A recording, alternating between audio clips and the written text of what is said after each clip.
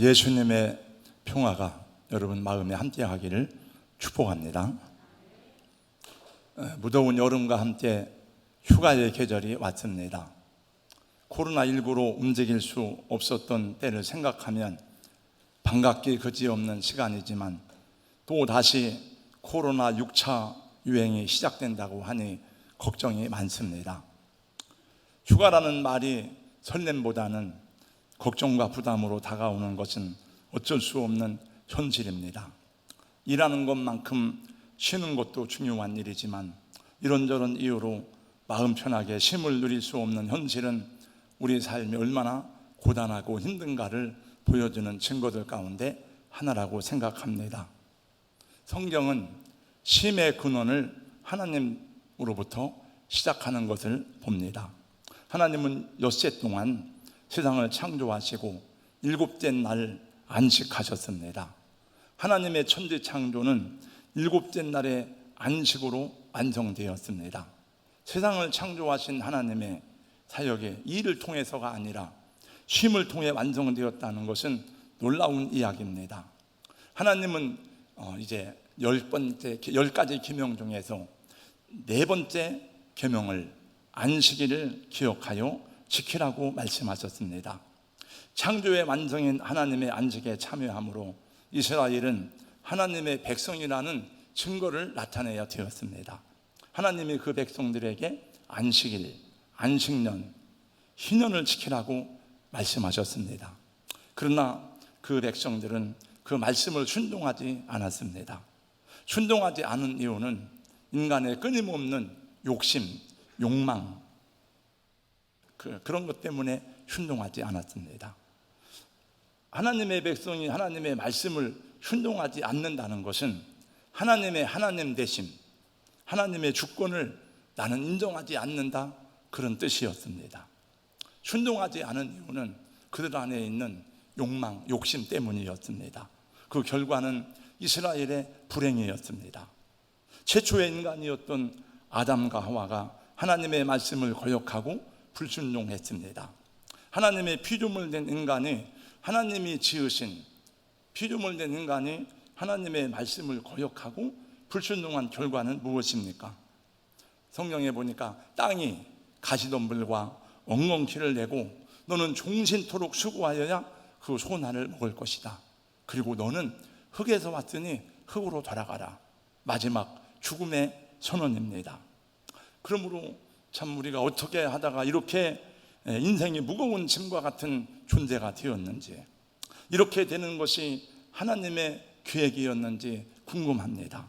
그러나 그것이 하나님의 처음 계획은 아니었습니다. 인간이 하나님의 말씀을 버리고 불순종함으로 이렇게 종신토록 땀 흘리며 수고해야 하는 무거운 짐으로 변하게 된 것은 피조물 된 인간이 창조주 하나님을 거역했기 때문입니다. 그러나 하나님은 인간이 타락한 이후에도 안식의 시간만은 빼앗지 않고 남겨주셨습니다. 여러분, 이 세상에 많은 종교가 있지만은 안식을 계명으로 명령하는 종교는 성경밖에 없습니다. 하루의 고된 수고 다음에는 밤을 주셨고 더 나아가서는 안식일과 안식년을 주셨습니다. 뿐만이 아니라 죄짐에 눌려 이 무거운 인생을 살아가는 우리에게 예수님이 초청하셨습니다. 수고하고 무거운 짐진 자들아 다 내게로 오라. 내가 너희를 쉬게 하리라. 그런데 여러분, 우리는 안 쉬어요. 여러분이 아멘 했지만 주님께 안 맡기고 안 쉬는 게 많더라고 보니까. 저도 그렇고 아이들은 벌써 방학을 했습니다. 방학은 누구나가 다 즐겁고 좋은 일입니다. 어른들도 방학을 하면 다 좋아합니다. 대전 지역의 목회자 셀 네트워크로 목사님들 9명이 매주 금요일 아침에 모여서 하나님 말씀을 나누고 어떻게 우리 목장을 사역을 잘할 것인가 그 나누는데 몇 주 전에 방학을 하였습니다. 우리 목회자 셀 네트워크는 그 모임에 강제력이 있는 것도 아니고 열심히 잘 모이면 개근상을 주는 것도 아닙니다. 그냥 내가 혹시 무슨 일이 있어 안 나가면 그만해요. 그런데도 방학을 한다 하니까 목사님들이 다 어린 나이처럼 즐거워하는 모습을 보았습니다. 우리 교회도 이번 주부터 목장 방학을 하는데 어느 목장은 지난주부터 방학을 냈다고 막 우기는데 그건 다 알면서도 우기는 것을 저는 알고 있습니다. 여러분, 지난주부터가 아니고 지난주엔 모이고 이번 주부터 방학이에요. 나이 들어서 공부하는 사람들도 선생님이 하루만 안 나오면 그렇게 좋아하는데, 그 학교 하루 안 가는 것이 그렇게 좋은데 학교는 누가 만들었는지.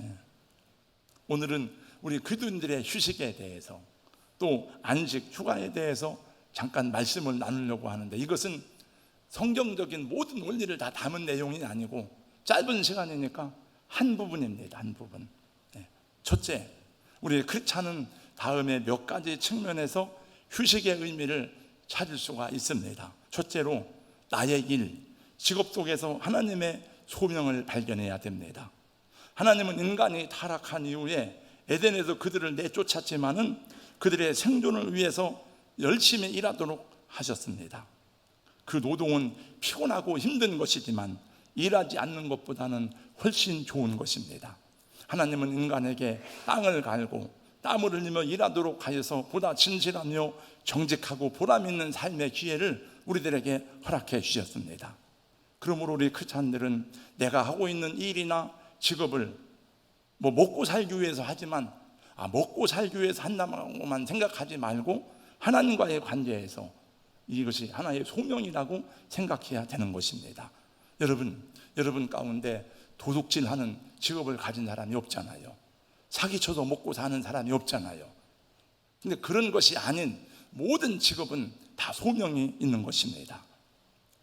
우리가 하는 일이나 직업에 어떤 의미가 있는지를 우리가 하나님과의 관계에서 생각할 때에 이것이 단순한 일이 아니구나, 그렇게 생각할 때 내가 하고 있는 일을 먹고 살기 위해 할 수 없이 일하는 고통스러운 의무요 노동이라고 보는 시각에서 벗어나서 그 직업이나 일 속에서 하나님의 소명을 발견할 수가 있는 것입니다. 그 소명이 분명하면 내 일에 대해서, 내 직업에 대해서 더 성실하고 즐겁게 일할 수가 있는 것입니다. 사실은 많은 사람이 서비스업에 봉사하고 있어요. 근데 서비스업은 뭡니까? 사람들을 상대하는 건데 친절하게 기쁘게 하지 않고 힘들게 하는 사람이 많아. 우리 집사님 한 분이 그러더라고요. 저하고 잠깐 얘기를 하는데 의사들이 너무 불친절하다는 거예요. 그럼 안 되죠, 여러분. 뭐든지 친절하게. 그 소명 의식이 없어서 그래요. 학교 선생님들도 마찬가지더라고요. 여러분, 내 일에 대한 분명한, 내 직업에 대한 소명의 가치를 찾을 때에 여러분들은 더 즐겁게 일할 수 있고 안식의 가치를 소중하게 느끼게 될 것입니다. 두 번째, 하루의 일과 후에 저녁 시간을 잘 보내는 것입니다. 지난주에 어느 집사님하고 같이 식사를 하게 되었습니다. 제가 집사님에게 물었습니다. 남편의 사업은 어떤지, 또 남편이 저녁에 몇 시에 들어오는지. 거의 늦은 시간에 들어온대요. 그리고 거의 매일 술을 먹는답니다. 그러니까 아주 밤 늦은 시간에 잠자리에 들 수밖에 없는 것입니다. 우리나라 기업의 중간 관리자 가운데 가족과 함께 저녁을 먹는 사람은 7명 중에 1명이라고 합니다. 왜냐하면 퇴근 후에도 여러 가지 잡다한 모임들과 회식들이 겹쳐 있기 때문입니다. 이것은 가족들에게도 슬픈 일이지만 자신에게도 휴식이 없음을 보여주는 것입니다. 우리나라가 2018년부터 근로기준법이 개정되면서 주당 법정 근로시간이 68시간에서 52시간으로 이렇게 개정된 지가 여러 해 되었습니다. 물론 주당 법정 근로시간 이후에 더 많은 일을 하는 분들이 있습니다만은, 그러면 전체적으로는 더 많은 시간들을 자기 개인적으로 사용할 수 있게 되었습니다. 더 많이 가족들과 시간을 함께 보내고 더 많은 여가 시간을 확보할 수 있지만은 사람들은 더 분주합니다. 더 바쁘게 살아갑니다. 아마도 이 세상에서 술집이 우리나라처럼 많은 나라가 있을까 싶은 생각이 들어요. 여러분, 대전도 그렇지만은 서울에 술집이 막 불화성을 이룹니다. 밤문화가 가장 많이 발달한 나라가 우리나라가 아닌가 싶습니다. 방도 웬 그렇게 방이 많은지, PC방, 빨래방, 소주방, 샌들방, 노래방, 요새는요 키스방인가 그런 방이 또 생겼다고 해요. 방은 안방, 건넌방, 사랑방만 있으면 돼요. 그래서 사람들은 자기 중심의 삶을 살다 보니까 관계 맺는 걸 어려워합니다. 다. 그래서 혼자예요. 그래서 제가 지난주 신문에 보니까 우리나라 1인 가구가 700만 세대를 넘어갔어요. 그래서 약 30몇 %가 되더라고요. 그래서 그 결과로 자살률 세계 1위입니다. 이혼율 세계 최상위권입니다. 근데 안 좋은 것도 가장 높아요. 근데 웬 회식이 그렇게 많고 술을 마셔도 코가 삐뚤어지게 마셔야 되는지 모릅니다. 제가 매일 새벽에 교회 나오는 시간은 4시 반경인데 나오다가 보면은 요 전야공 밑에 왔다 삼겹살 집이라고 있는데 항상 불이 환하게 켜져 있고 거기서 음식을 먹는 사람들이 있더라고요. 몰라, 제 생각에는 볼 때는 아침에 일찍 출근하려고 음식 먹는 사람들은 아닌 것 같아요. 어른들이 그러니까 대학생들도 본받아서 한국의 유명한 유흥가는 여러분 다 대학가에 있습니다. 대학가 앞에는 서점들은 사라지고 다 여러분 술집만 다 있습니다. 저도 외국에 많이 가보았지만 술 먹고 거리에 비틀거리는 사람 없습니다. 저녁이면 다 가족들과 함께 하는 시간입니다. 빌딩에 불이 꺼집니다. 찐질방, 노래방 이런 거 없습니다. 성악가 박종호 씨의 애완절인 노래가 있습니다. 그분 박종호 씨는 지금은 장로님이 되었죠. 본래 박종호 씨도 아픔과 슬픔이 있는 사연 많은 가정에서 상처 많이 받고 자라난 분입니다. 외국에 있다가 한국에 들어와 보니까 너무나 가정사가 복잡하고 자기가 아는 분들이 많이 이혼을 하고 가슴 아픈 일들이 많은데, 그래서 그런 얘기를 나누다가 지금은 그 가수 김동완 씨가 목사가 됐죠. 김동완 씨가 곡을 주어서 가정이 회복되기를 바라는 마음으로 부른 노래가 있습니다. 찬송가는 아니에요. 제 승용차에서 박종호 씨 테이프를 틀으면 1번으로 나오는 노래가 그 노래인데, 그 노래는 여러분들도 알고 있습니다. 노래의 제목은 당신만은 못해요라는 그런 노래죠. 좋은 곳에 살아도 좋은 것을 먹어도 당신의 마음 불편하면 행복이 아닌 거죠. 사람도 나무처럼 물을 줘야 하는데 가끔씩 난 당신을 내게 슬픔만을 줬어요. 이 세상에 무엇을 나에게 다 준다 해도 가만히 생각하니 당신만은 못해요. 사랑해, 난 널 사랑해. 사랑해, 난 널 사랑해. 여기서 당신은 자기 아내, 남편을 말하는 것입니다. 자기 자녀, 부모님, 가족을 말하는 것입니다. 우리 사랑하는 성도 여러분, 많은 시간들 가운데 가족들과 함께 더 많은 시간을 즐겁게 보내시기를 주님의 이름으로 권면하고 축복합니다. 세 번째, 우리 휴식을 위해서는 일정한 시간을 띄워놓아야 됩니다. 오늘날 학생들에게는 방학이 있고, 근데 그 방학을 하니까요, 내가 우리 목사님 사모님은 이게 작은 며느리도 직장 다니고 큰 며느리 직장 다니니까 애들 4명을 할머니한테 맡겨가지고 아주 죽을 지경이요. 할머니한테 맡기지 말고 자기들이 보세요. 계속 방학 동안에. 아무튼 방학이 있고 군인들도 휴가가 있고 직장인들에게 휴가가 있습니다. 그 시간을 잘 사용하는 것이 얼마나 귀한지 몰라요. 그래서 그것이 가족들과 함께 할 때 건강한 휴가가 될 수가 있는 것입니다. 우리 교회에서는 1년에 한 차례 꼭 수련회를 가거나 선교를 떠나게 됩니다. 지금 한 3년 동안 3년 가까이 단기 선교를 가지 못했고 수련회를 가지 못했습니다마는 또 여러 해 전에는 성지순례를 2번 다녀왔습니다. 여러분 2008년에 성지순례 다녀온 분들은 특권 중에 특권입니다. 왜냐하면 지금은 그 코스가 다 없어졌어요. 돈 많이 줘도 못 합니다. 이슬람 세력들이 그 지역을 장악해가지고 갈 수가 없어요. 2014년인가 13년에 또 우리 교회에서 또 성지순례를 또 다녀왔습니다. 그것이 우리에게는 얼마나 유익하고 축복된 시간이었는지 모릅니다. 저의 소망 가운데 하나는 우리 모든 성도들이 다 그냥 아주 모아가지고 여행을 한다든지 순례를 가면 얼마나 좋을까. 근데 점점 더 어려워지는 것 같아요. 여러분, 수련회 가서 어느 해는 수련회 가서 막 집회를 하는데 정말 울고불고 막 우리 집사님 군단에 껴안고 내가 미안해 잘못해서 막 그런 회개하는 통회하는 그런 집회가 이루어지더라고요. 언젠가 신도리 가서는 제가 5분 메시지 전했는데 5분 동안에 다 은혜를 받았어요.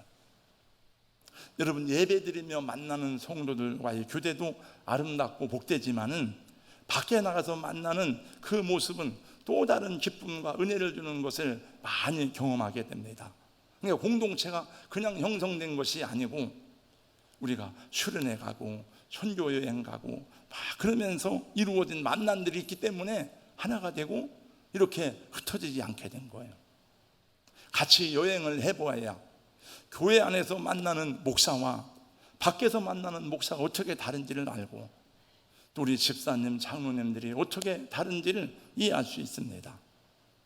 이스라엘 백성들은 1년에 3차례는 유월절, 그 다음에 오순절, 초막절은 누구든지 아이들까지 다 절기를 지켜야만 돼요.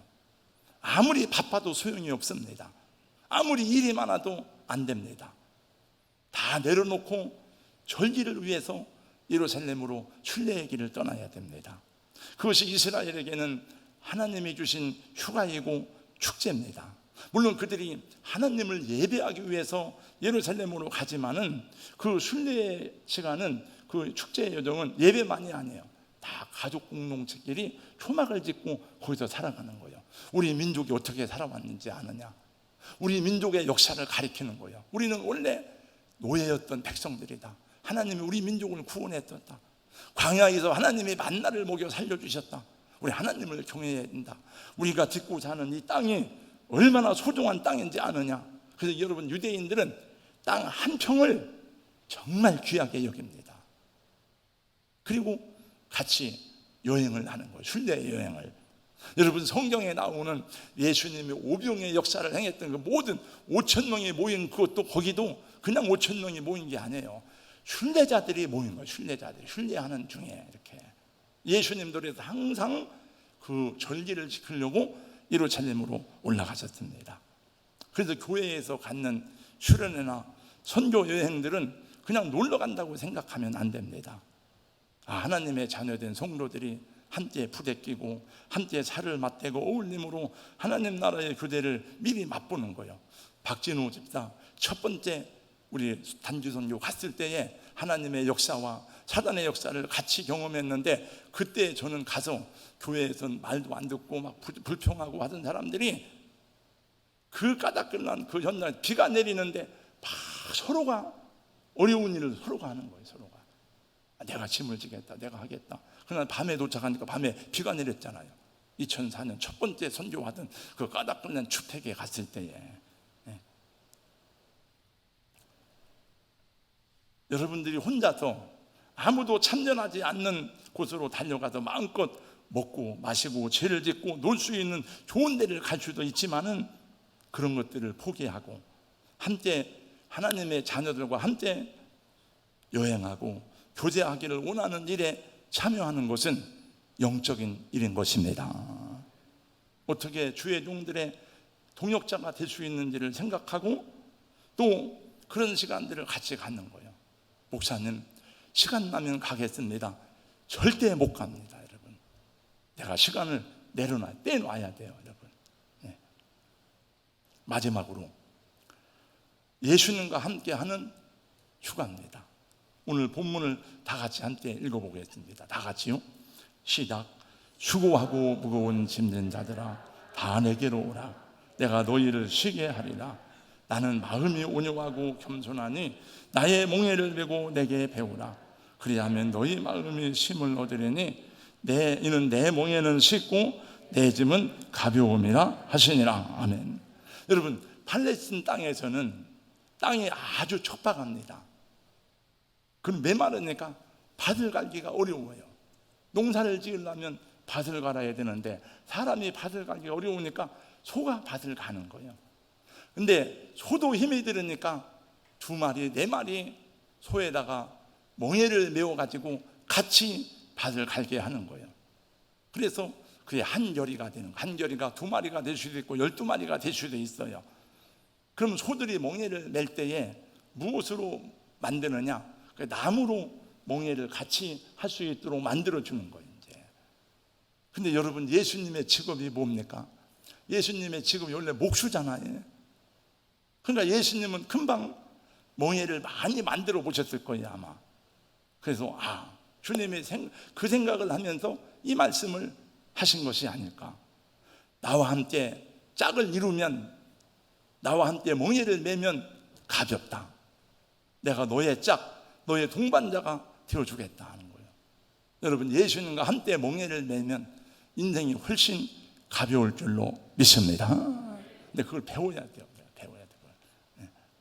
여러분, 짝을 잘 만난다는 게 너무나 중요합니다. 여러분, 초등학교 다닐 적에 우리 새학년으로, 지금은 모르겠어요. 지금은 잘 모르겠지만 새학년 올라가면 다 짝을 정해줘요. 책상, 나무 책상 하나에 2명씩. 그러면 새로 배정을 받을 때 선생님이 누군가, 왜냐하면 국어, 산수, 음악, 미술 다 도덕, 선생님 한 분이 1년 동안 가르치니까.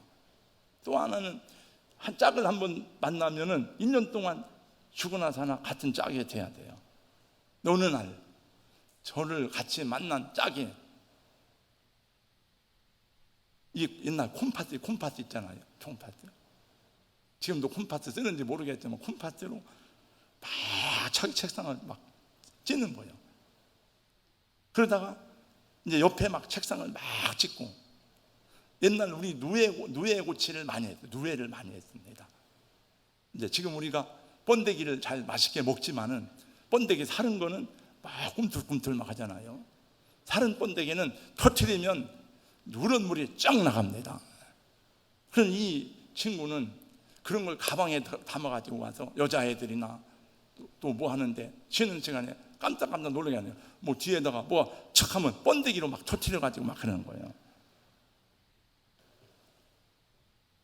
1년 동안인 길 다행이지, 만약에 평생 짝을 하라면 차라리 청량년지나 망우리 가는 게 훨씬 낫습니다. 학교 생활이 피곤하고 괴로운 거예요. 그런 짝을 만나면. 감사하게도 하나님이 제 인생에 좋은 짝들을 붙여주셨습니다. 좋은 아내를 짝으로 주시고, 좋은 성도님들을 짝으로 주시고. 제가 음악을 잘 못하니까 우리 교회는 음악을 하는 분들이 많이 왔다 가기도 하고 많이 있어요. 이제 얼마나 감사한지. 여러분, 장로님들도 목사 속을 새기려면요 감당 못합니다. 정말 감당하기 어려워요. 또 그런 사명을 가지고 있는 사람도 있더라고요. 저는 알아요. 다른 데다 우리 같은 목회자 셀 분이 많은데, 그분은 목사님을 속새기기 위해서 태어난 장로님이에요. 그건 복이 아니에요, 정말 장로. 그러나 이 모든 짝보다 비교할 수 없이 좋은 짝이 있으니 바로 예수님이십니다. 예수님과 함께 멍에를 맨다는 것이 얼마나 감사한가. 나는 마음이 온유하고 겸손하니 나의 멍에를 메고 내게 배우라. 그러면 너희 마음에 쉼을 얻으리니 이는 내 멍에는 쉽고 내 짐은 가벼움이라. 할렐루야. 여러분, 멍에가 쉽고 가볍습니까? 제가 물어보는 게, 여러분, 멍에가 쉽고 가볍습니까? 아멘을 이렇게 잘하네. 저도 어디 헌신예배 가면 우리 여전도 회장님 한번 일어나 보세요. 물어봐. 회장님, 멍에가 쉬워요, 가벼워요? 열이면 9명은 다 무겁다고 그래. 목사님들에게 물어보세요. 목사님, 그 목회하는 짐이 쉬워요, 가벼워요? 다 무겁다고 그래. 근데 예수님은 뭐라고 했어요? 내 몽에는 쉽고 내 짐은 가볍다 그랬잖아요. 저는 이 말씀을 많이 생각하고 묵상하고 했어요. 왜 예수님은 쉽고 가볍다 그랬는데 왜 우리는 무겁고 힘든가? 근데 그 앞에 보세요. 나는 마음이 온유하고 겸손하니 나의 멍에를 메고 내게 배우라. 그래서 저도 많이 가벼운 거를 가볍게 하는 거, 쉽게 하는 것을 경험을 하고 있습니다. 오래전부터. 네. 그래서 내가 주의 일이 쉬운 것은 아니지만은 옛날보다 훨씬 가볍고 제가 쉬워요. 왜냐하면 예수님이 마음이 온유하고 겸손하니 나의 몽에를 내게 돼요. 예수님을 안 배우기 때문에 힘들고 무거운 거예요. 물론 지금도 계속 예수님을 배워가고 있습니다. 네. 이걸 배우면 여러분 인생도 훨씬 쉽고 여러분 편안할 것입니다. 할렐루야. 안식이 뭡니까? 안식의 사전적인 말의 의미는 편안할 안자, 숨쉴 식자예요. 편안하게 숨을 쉰다는 거예요. 숨쉬기가 편안하다는 것은 지금 내 마음과 육체가 안정되어져 있다는 것입니다. 여러분, 뭔가 불안하면 호흡이 가빠지기 시작합니다. 쉬지 않고 일을 하거나 막 운동을 하면 숨이 찹니다. 일이 바쁘거나 막 정신없이 분주할 때는 사람들이 말하기를 숨 쉴 틈이 없다고 말합니다. 숨 쉴 틈이 없어도 숨을 쉬어야 됩니다. 숨을 쉴 틈이 없다고 숨을 안 쉬어버리면 영원히 잠들어 버립니다. 여러분, 우리나라 사망 원인 첫 번째가 뭔지 아세요? 암이 아닙니다. 여러분, 놀랍게도 교통사고가 아닙니다. 첫 번째 사망 원인이 혈관과 관계된 순환기가 질환입니다. 그 다음이 심장질환이고 세 번째가 각종 암이에요. 건강을 자신하던 사람들 어느 날 뇌졸중으로 쓰러지고, 우리 처남도 뇌졸중으로 오래전에 쓰러졌어요. 많은 사람이 뇌졸중, 동맥경화, 신경경색 이런 걸로 많이 쓰러집니다. 한 며칠 전에 한 주 전인가 우리 문영돈 목사가 어디 다녀온다 그러는 거예요. 업무 시간에서 자기 친구가 죽었다 그래서 친구가 왜 죽어? 뇌졸중으로 쓰러졌대요. 쓰러졌는데 아마 죽었나 봐. 아마 개척교회 하다가 너무너무 스트레스가 많으니까 쓰러진 것 같아요. 네, 목회하다가 그랬답니다. 네, 이 모든 혈관질환의 첫 번째 원인이 스트레스입니다. 압박입니다. 압박. 네. 예수님이 그렇게 많은 사역을 하시면서도 지치지 아니하고 온유함을 유지할 수 있었던 비결은 하나님과 교통을 하고 적절한 때에 안식할 줄 아는 쉼의 원리를 아셨기 때문에 그래요. 쉼은 결코 헛된 시간이 아닙니다. 여러분, 현악기의 줄도 사용하지 않을 때는 느슨하게 풀어줘야 된다고 합니다. 철연장이 무디어졌는데도 나를 갈지 아니하면 훨씬 더 힘이 된다고 전도서 10장 10절에 말씀했어요. 그래서 철연장이 무디어질 때는 나를 가는 것이 지혜이고 그 지혜가 너의 성공을 이끌어준다고 전도서 말씀이 나와 있습니다. 보세요. 10장에 보니까. 그래서 죽으라고 일만 한다고 성공하는 게 아니에요. 쉴 때 쉬어야 돼요. 그 인간관계가 그래야 편안해집니다. 다 사람들이 인간관계가 깨지고 짜증내고 비판적이고, 그 다음에 여러분, 제가 그전에도 한번 가르친 적이 있는데 건설적인 비판이라는 건 없습니다. 여러분, 내가 하는 비판은 건설적인 비판입니다. 여러분, 그건 잘못된 말이래요. 저 리더십 하면서 배웠어요. 건설적인 비판이라는 건 없어요. 제가 여러분 필요하면 줄게요. 저 페이퍼를. 그러니까 비판적이 되고 이 비전이 사라지는 거예요. 꿈이 사라지는 거예요. 그 잘못된 판단을 해요. 그러면 결국은 여러분, 너무 완벽하기를 추구하지 마시고 우리가 하늘을 떠받들고 있는 사람이 아닙니다. 그냥 편안하게 사세요. 할렐루야. 하나님의 말씀대로 하나님이 내려놓으라 그러면 내려놓는 거예요.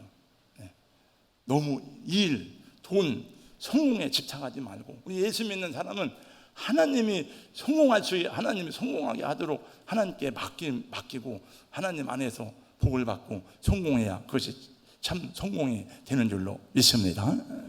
제가 아는 한 목사님이 계십니다. 정말 존경스러운 분이었습니다.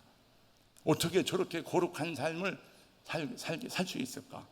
어떻게 저렇게 분별력 있고 온전한 삶을 살 수 있을까? 이분은 그분이 한 말을 들었어요. 신혼여행도 기도원으로 다녀왔대요. 군대 갔던 아들이 외출을 왔는데 그 시간이 마침 기도하는 시간이라 아들도 만나보지 못하고 자기 사모에게 말해서 돌려보냈다. 어느 날 세미나를 하는데 이렇게 우리에게 말씀해 주었습니다. 하루에 39가정을 신방했는데 여러분, 발바닥에 닳도록 해도 39가정은 못합니다. 근데 이분은 아침에 일어나서 새벽 예배를 마치고 장로님 집에 가서 같이 장로님하고 밥을 먹으면서 기도하고 신방을 마치고 또 출근하는 집사님 차에 타면 출근하고 그래가지고 얘기를 하는데 하여튼 39가정을 신방했대요. 같은 목회자라도 저하고는 차원이 다른 삶이었습니다. 교회도 크게 성장시키고, 교회를 성장시키니까 대형 교회에서 그 목사님을 초청해 갔습니다. 그분의 삶을 경이적인 모습으로 바라보기는 했지만은 그렇다고 제가 열등감을 느끼거나 저를 책망하지는 않았어요. 왜냐하면 나하고는 격이 다른 목사님이니까. 그러나 슬프게도 그 목사님은 계속해서 우리들 마음속에 존경받는 선배의 목사님으로 남아있지 못했습니다. 그분은 상상하기 어려운 죄에 빠졌고 많은 사람들에게 상처를 주고 교회는 혼란스럽게 되었습니다. 저는 그 후에도 잘 몰라요. 왜 그런 일이 생겼는지, 그렇게 거룩한 목사님이 우리가 속은 것인지 아니면 그분이 잠시 한눈 팔고 실수한 것인지 잘 모르지만은 한 가지 그 이후에 생각하기를, 완전한 인간은 존재하지 않는구나. 그런 사례가 여러분 적지 않습니다. 거룩이라는 말을 오해하면 안 돼요. 기도만 하고 문화생활을 거부하는 게 거룩이 아니에요. 내가 우리 어떤 모임에서 오늘 영화 한번 보자고 했더니 어떤 사모님이 깜짝 놀라요. 우리 목사님들 어떻게 영화를 보냐고. 저는 그렇다고 그 사모님을 설득할 이유는 없죠. 그분의 철학이나. 그러니까 거룩이 삶 속에서 이루어져야 돼요. 목회자들도 적절한 취미 생활을 하고 운동을 해야 돼요. 운동을 이렇게 해서. 근데 목회자들이 막 운동하고 뭐 하는 거를 여러분이 그 시간 낭비한다 생각하고, 목사님 기도 안 하고 왜 배드민턴 가방 들고 갑니까? 그렇게 말하면 안 됩니다. 그래서 전 느끼고 생각하기를, 부족한 것이 축복이구나. 나는 부족하기 때문에 하나님 도와주세요, 하나님 인도해 주세요, 그 기도할 수밖에 없고, 넉넉하지 못하기 때문에 이 은혜가 감사하구나. 저는 베드로를 좋아합니다. 베드로를. 허물 많은 베드로를 용서하시고 의심 많은 도마에게 확신 주시고 사랑하는 그의 제자 가슴에 안고 부드러운 사랑으로 품어주셨네. 우리가 육체를 가지고 사는 동안에는 완전한 안식을 누릴 수가 없어요. 여러분, 솔로몬은 말했습니다. 일평생에 근심하며 수고하는 것이 슬픔뿐이라 그 마음이 밤에도 쉬지 못하나니 노동자는 잠을 달게 자거니와 부자는 잠이 오지 않느니라. 우리 옛날 속담에도 천적군은 1000가지 걱정이 있고 만적군은 10,000가지 걱정이 있다고 그랬습니다. 그러니까 많이 누린다고 해서 그게 다 좋은 것만은 아니에요. 그만큼도 책임이 많고 그만큼도 많은 고달픔을 당하고, 그러니까 이건 씨 같은 사람도 식물인간이 되어서 못 깨어났다가 세상 떠나고, 정주영 씨 가문의 대를 이었던 분도 그 압박감을 못 이겨서 빌딩에서 떨어져 내리고, 날개도 안 달린 사람이 떨어져 내리면 어떻게 되는지 그 사람들이 모르겠습니까? 다 가지 많은 바람에 나무에 바람 잘 날이 없는 거예요. 진정한 안식과 참된 안식은, 영원한 평안은 주님의 나라가 임할 때 주시는 하나님의 은총이고 평안인 것입니다. 우리 연세가 많으신 권사님들은 걱정하지 마세요. 이제 하나님 앞에 가는 것도, 우리는 이렇게 최선을 다해 살다가 그게 영원한 안식에 들어가는 거 하나 걱정할 것이 없다. 나는 이제 하나님 나라 안식에 들어간다. 이 세상에 살고 있는 동안에는 건강하게 살아야 돼요. 네. 여러분 요양은 가지 마시고, 가서 누워 있으면 그게 뭐 감옥 같은 삶이죠. 네. 그 나라의 안식을 바라보고 그 나라를 생각하는 것이 오늘 예배의 자리입니다. 우리가 왜 열심히 일하고 살다가 왜 하나님 앞에 주일날 예배당에 왔어요? 우리는 하나님의 자녀다. 우리의 영원한 소망은 저 천국에 있다. 그리고 천국의 안식을 바라보는, 우리 영혼의 창문을 여는 거죠.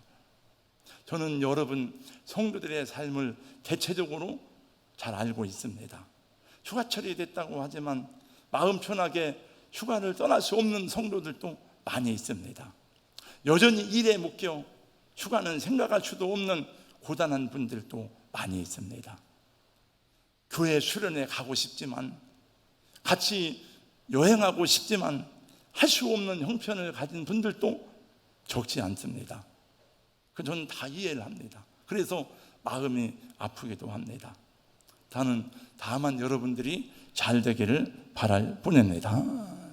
그리고 그러나 기도하세요. 기도.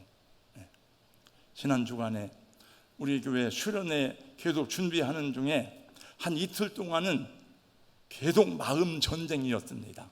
왜냐하면 수련회 준비위원들이 모인 중에 있다가 코로나 감염자가 나왔습니다. 또 밀접 접촉자가 나왔습니다.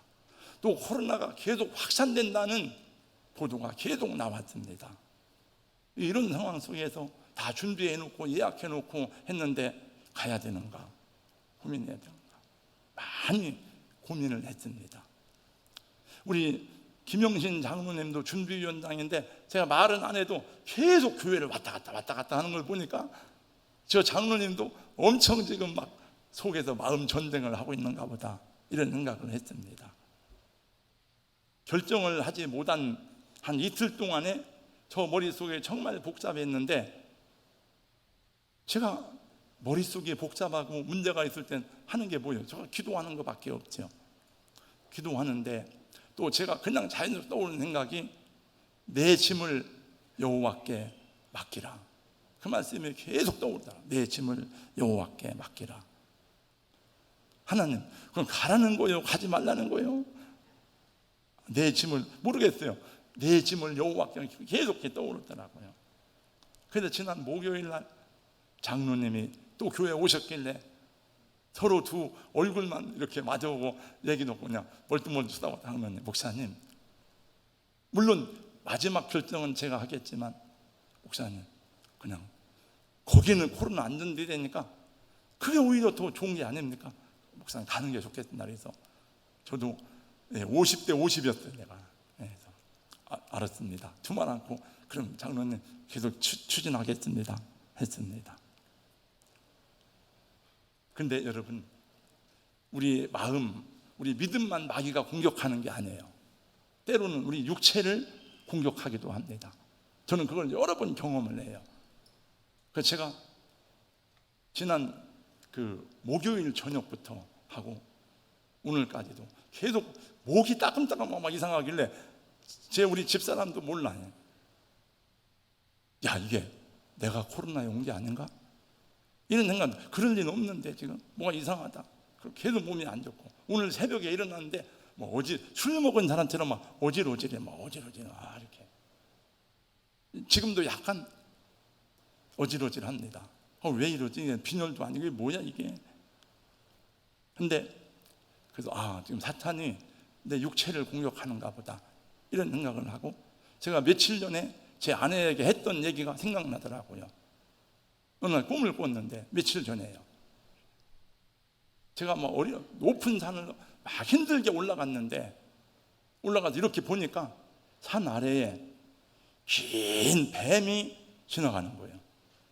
그래서 원래 전 뱀을 싫어하니까, 이게 뭐냐 이게.